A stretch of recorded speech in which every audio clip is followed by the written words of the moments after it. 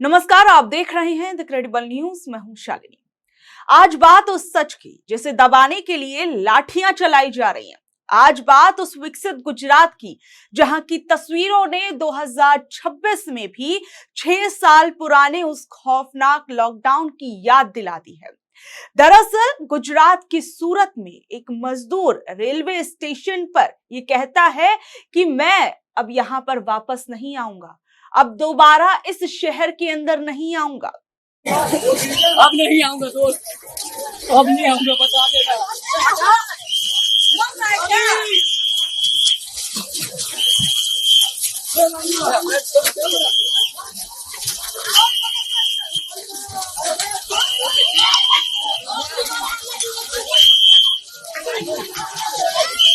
सोचिए आपके सिस्टम ने उस मजदूर को कितना नाउम्मीद कर दिया है, जिस कारण आज वो ये बोल रहा है रोते बिलखते हुए कि अब मैं यहां पर वापस नहीं आऊंगा। सरकार कागजों पर आंकड़े घुमा रही है कि तेल और गैस की कोई किल्लत नहीं है, सब ऑल इज वेल है। तो फिर ये फैक्ट्रियों में क्यों ताले लग रहे हैं? क्या ये हजारों मजदूर इस 45 डिग्री की तपती धूप में शौक से स्टेशन पर लाठियां खाने के लिए आए हैं? क्या ये लोग पागल हैं जो अपनी नौकरियां छोड़कर भाग रहे हैं? सच तो ये है कि मिडिल ईस्ट के तनाव ने आपकी सप्लाई चेन के दावों की धज्जियां उड़ाती हैं, लेकिन सत्ता की कुर्सी पर बैठे लोगों को ये नहीं दिख रहा है। उन्हें दिख रहा है कि बंगाल का चुनाव है जहां प्रधानमंत्री टाइगर की तरह दहाड़ रहे हैं। उन्हें दिखता है तमिलनाडु का वोट बैंक जहां विश्व गुरु होने का सर्टिफिकेट बांटा जा रहा है।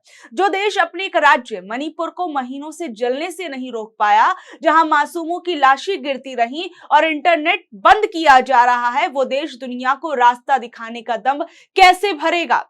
आप देखिए, एक तरफ जहां पूरी सरकार और पूरी पीआर मशीनरी देश को विश्व गुरु बनाने की ब्रांडिंग कर रही है, वहीं दूसरी ओर बीजेपी पार्टी के ही सबसे पुराने नेताओं में से एक और बीजेपी के मार्गदर्शक मंडल के नेता ये कह रहे हैं कि हम विश्व गुरु हैं नहीं, बस बोल रहे हैं।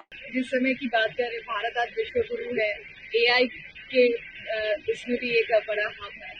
तो भाषा के ऊपर हमारे देश की क्या एक अब ये जो सवाल है कि हम विश्व गुरु, इसको मैं आजकल मानता हूँ, ये शब्द हमें नहीं बोलना चाहिए। हम विश्व गुरु आजकल नहीं है।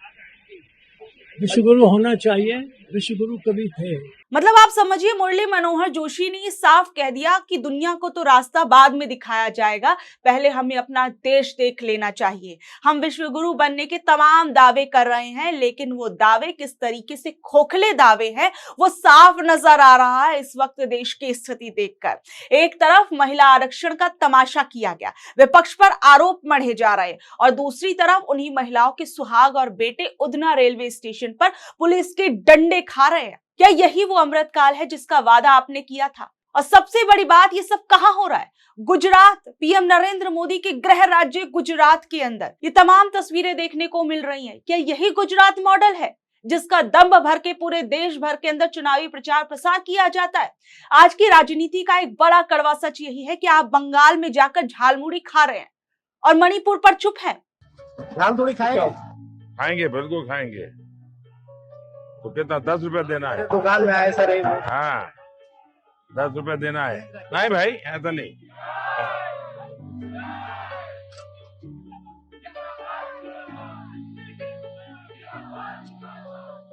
बढ़िया बनाओ।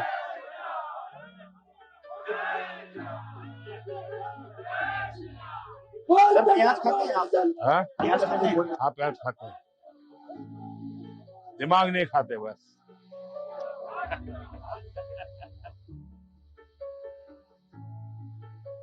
हम तो ये आपका पुरानी चीजें खाने आए हैं।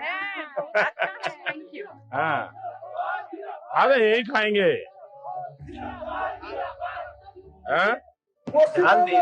हाँ, दाल ज्यादा है, कोई बात नहीं, ज्यादा है तो ज्यादा खाएंगे।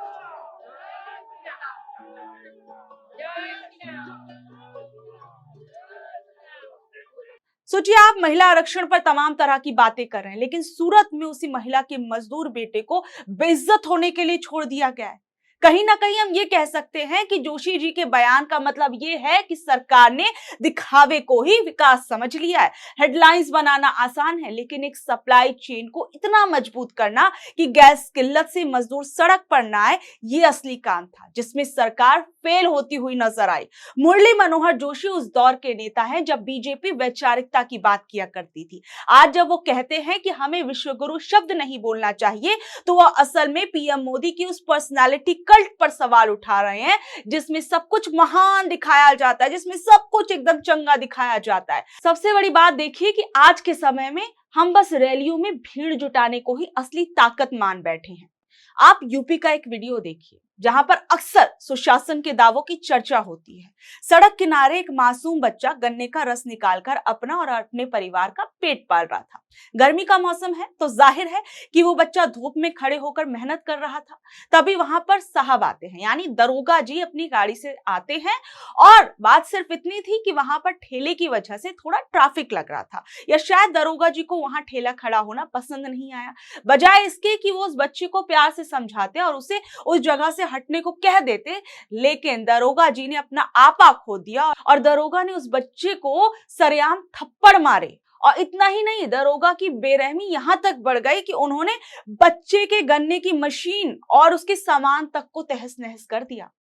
कान की राल है एक तो